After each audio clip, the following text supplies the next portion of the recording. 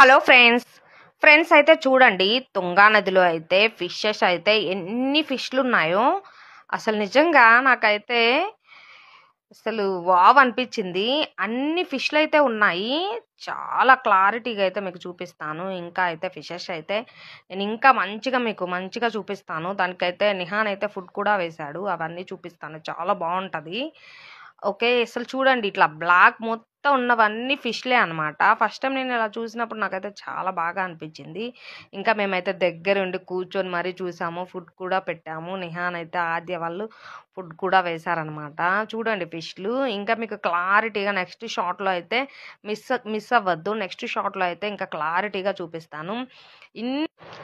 Okay, మీకు కనుక ఈ వీడియో కనుక నచ్చినట్లయితే ప్లీజ్ అండి లైక్ చేయండి, అలాగే ఫాలో చేయండి. ఇంకా మన ఛానల్ మధు మాధవి తెలుగు ఛానల్ అని ఉంటుంది యూట్యూబ్లో, అలాగే సబ్స్క్రైబ్ చేసుకోండి. ఓకేనా? Okay friends, thank you.